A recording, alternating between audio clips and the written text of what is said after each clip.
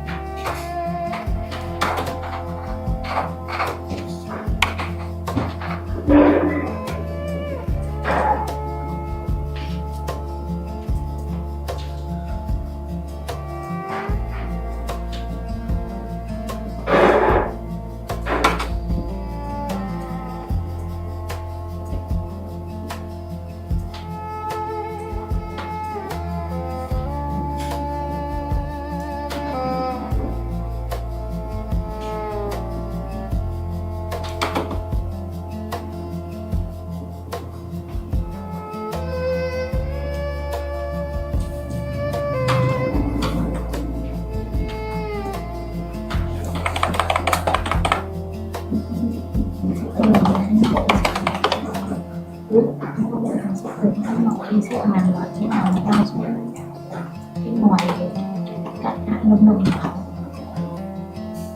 thế đấy thuốc lào bữa này xong hôm nay qua xong có cái nồng tiếp sinh năm 2001 ngoài đầu chắc ở mạng dưới đấy à ở mạng Ân Hòa Kim Sơn Ân Hòa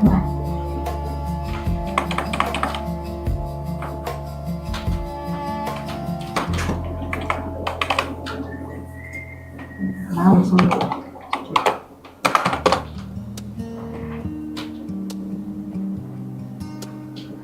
anh trai là bút mà em xin đồ rồi nó mà anh ta biết rồi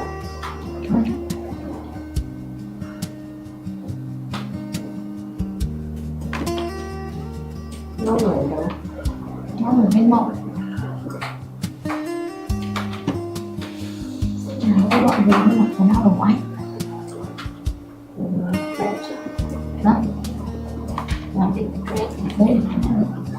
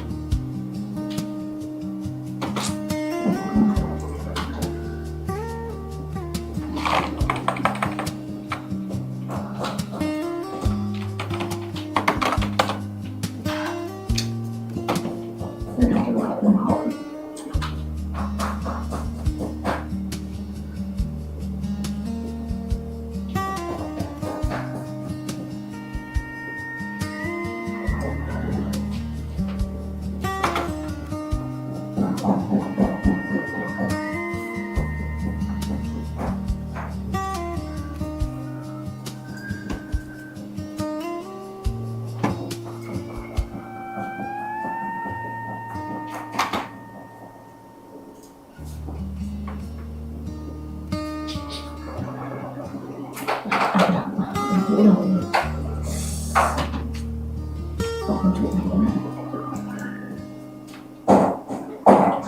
để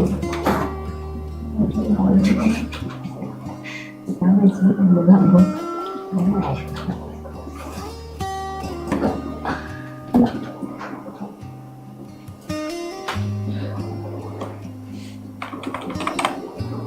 cá nhân thường biến là sức khỏe cá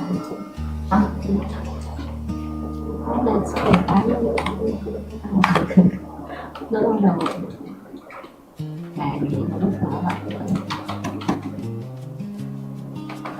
mình có được cái gì không? Ôm hai xong làm cho mắt được nó một giờ nó cũng xong 20 phút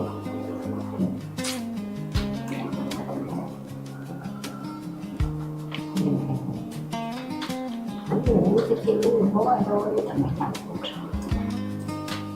cơn xong rồi vậy mà mình nó lên được nó cơn không canh nó làm được sao nó đó nó sẽ mấy hắn kia mày đó nằm tiếng ngủ. Blackhead prevention usually works best when the routine is gentle, steady, and easy to repeat instead of harsh, complicated, or constantly changing out of frustration. Blackheads form when pores become clogged with oil and dead skin cells while the surface of the pore stays open, which lets the material inside darken when it meets air. So prevention is less about attacking the skin and more about keeping pores clearer over time without damaging the skin barrier.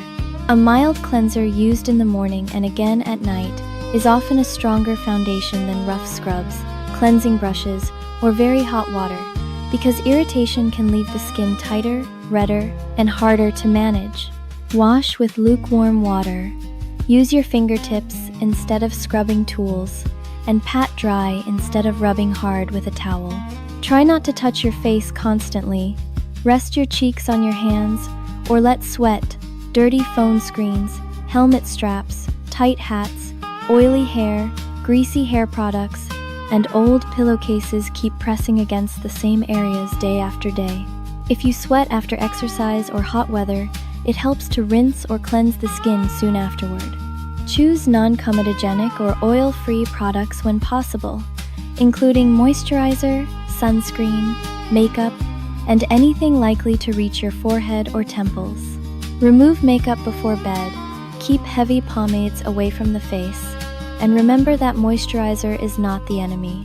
Skin that becomes too dry or irritated often tolerates treatment poorly, so a lightweight moisturizer can help the barrier stay calmer and make the routine easier to continue. Sunscreen matters too, because unprotected sun can worsen irritation and discoloration, and hoping the sun will somehow dry everything out usually works far worse than using a sensible non-comedogenic sunscreen every day. Over-the-counter ingredients such as salicylic acid can help loosen buildup inside pores, and adapalene can help keep pores from clogging over time. But both usually work best when introduced slowly and used steadily, rather than applied in heroic amounts for 2 nights and then abandoned in disappointment. Avoid squeezing, scraping, or digging at blackheads with fingernails or home tools, because that can lead to irritation, broken skin, marks, and sometimes scarring. A practical routine can stay very plain: morning cleanse, light moisturizer, sunscreen; evening cleanse, treatment if tolerated, moisturizer. Then patience, because skin usually improves gradually over weeks rather than overnight.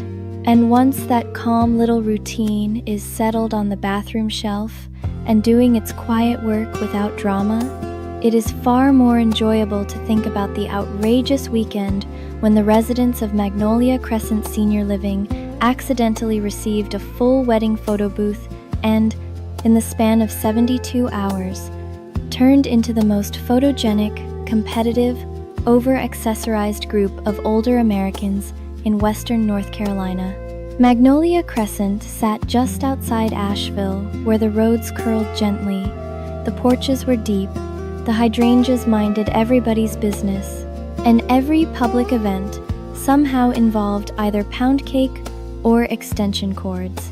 The building called itself Independent Senior Living, which sounded brisk and athletic on the brochure and translated in practice to sensible shoes, careful routines, coffee that had opinions, card games with Rittenhouse rules, and a general belief that anybody under 60 should ask more questions before moving folding tables.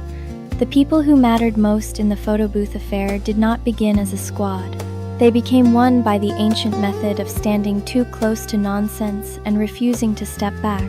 First, there was Dorothy Mae Pritchard in apartment 2C, age 78, retired school secretary, owner of a navy cardigan for every emotional climate, and a brown handbag full of peppermints, receipts, tissues, emergency hand lotion, 2 pens that worked, and 1 folded notepad with columns, because she believed every avoidable confusion had failed to meet a proper list early in life. Across the hall lived Raymond Pike, 82, widower, retired hardware store owner, silver-browed, dry in humor and posture, and so suspicious of novelty that he considered the phrase immersive experience a warning label.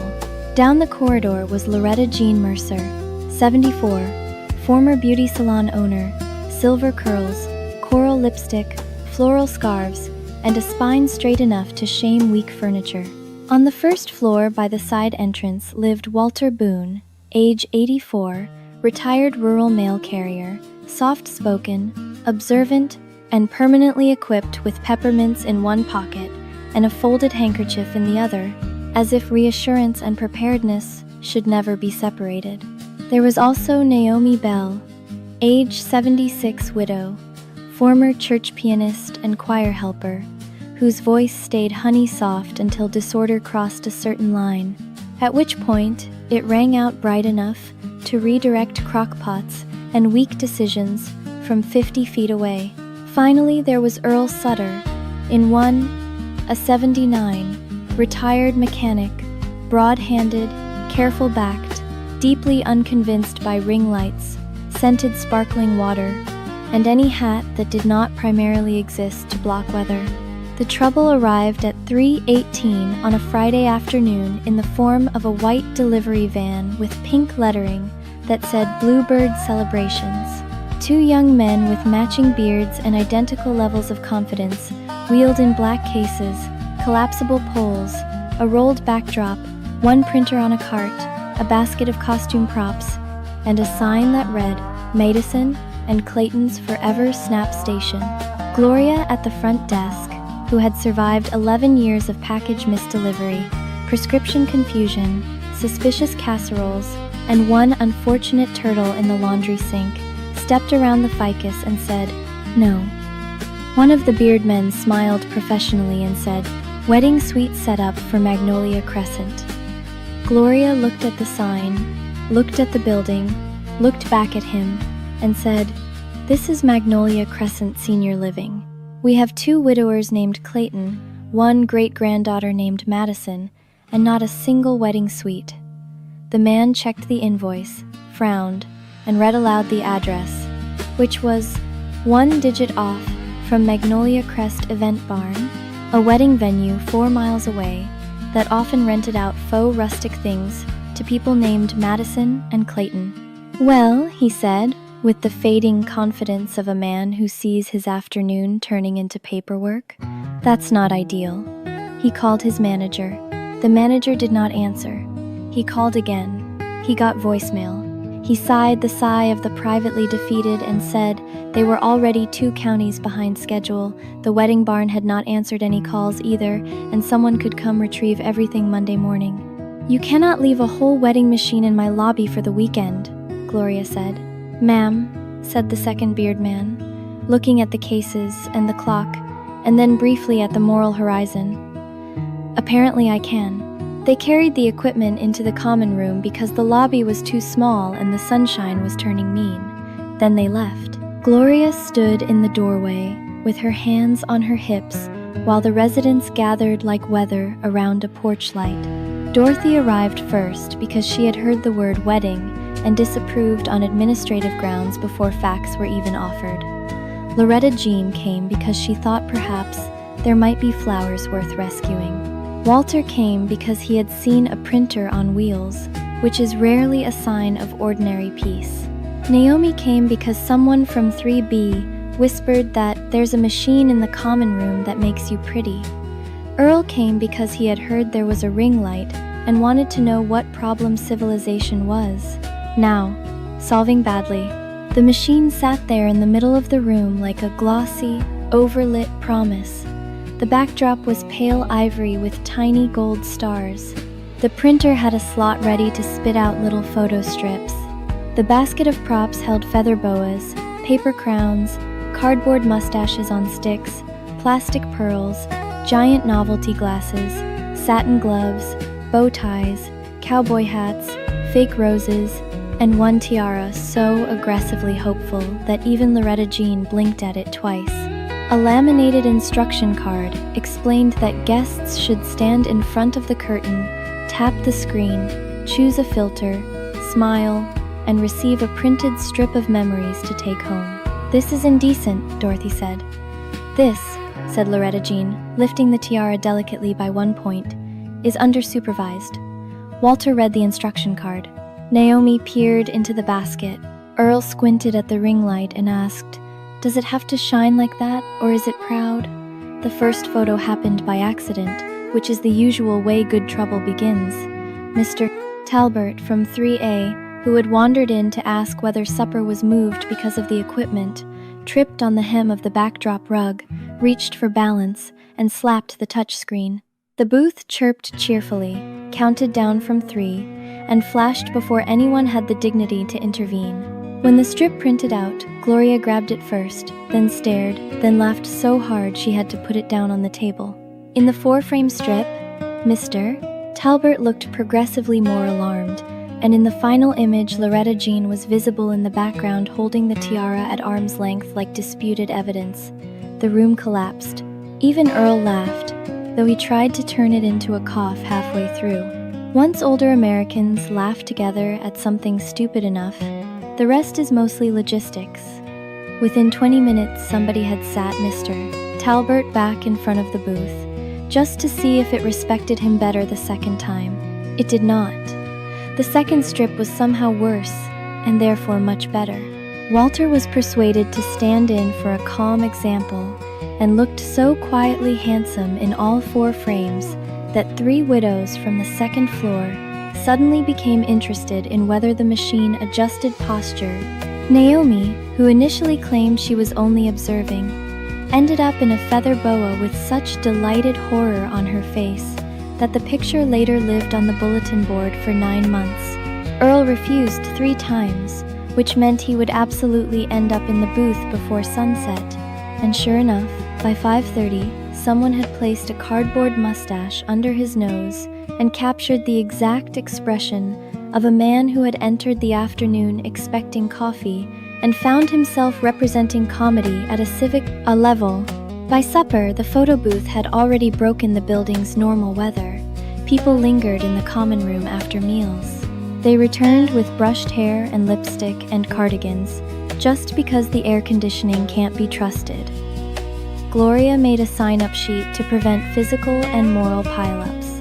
Dorothy took over name order because, if this is now in operation, it will have columns. Loretta Jean, after one test round under the ring light, declared that the overhead bulbs in the hallway had been insulting all along and the booth proved it. She began discreetly coaching people on angles. Chin forward, dear, not down. We are not apologizing to the lens. Raymond, remove that expression. The camera already knows you are skeptical. Saturday morning, the booth became the only thing anyone in the building cared about. The walking group skipped their route and instead held a photo before cardio session that somehow ended in no cardio at all. One widow from 1D called her granddaughter and asked her to bring pearl earrings for a completely unserious reason. The men who normally wore whatever shirt emerged from the closet first suddenly appeared in pressed polos and one unexpected blazer. Walter brought a little dish of peppermints to the common room because, in his gentle opinion, any waiting line deserved both candy and mercy. Naomi moved the old upright piano near the doorway and began playing standards while people queued, turning the whole room into something halfway between a wedding reception and a county fair having second thoughts. By noon, there were categories whether anyone had intended them or not. Best hat, best unexpected pairing, strongest use of the tiara, most improved mood since breakfast. Best photo strip in which nobody blinked.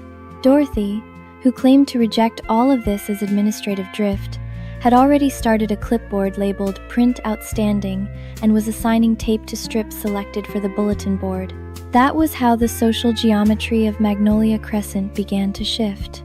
People who had lived in the same building for years but mostly encountered one another through soup, elevators, and weather were suddenly finding reasons to stand shoulder to shoulder and look at a camera. The widowers, who normally floated at the margins of events like honorable furniture, were persuaded into group shots and discovered they looked better when laughing than when bracing for photographs. The shy, newer residents, who usually left gatherings before dessert, ended up staying because someone said, "Come take one with us. Nobody here knows what they're doing either." Mabel Green, from 4C, who had moved in after her husband died and still carried herself like a person entering rooms on borrowed permission, was coaxed into the booth by Naomi and Walter. In the first frame, she looked startled, in the second, uncertain, in the third, amused, and in the fourth, fully laughing with one hand over her mouth, as if joy had arrived too fast for public use. When the strip came out, the whole room went a little quiet in the tender way older rooms sometimes do when someone visibly returns to themselves. Loretta Jean pressed the strip into Mabel's hand and said, very softly for once, "There you are." That line stayed with people. The building spent the rest of Saturday in a condition somewhere between beauty parlor and vaudeville. The card room closed early because half the players were in line for the booth. The puzzle table stood abandoned beneath the red barn sky because nobody could summon loyalty to a missing piece while boas and novelty glasses existed nearby. Earl discovered that if he wore the cowboy hat and the plastic rose simultaneously, the room lost structural integrity laughing.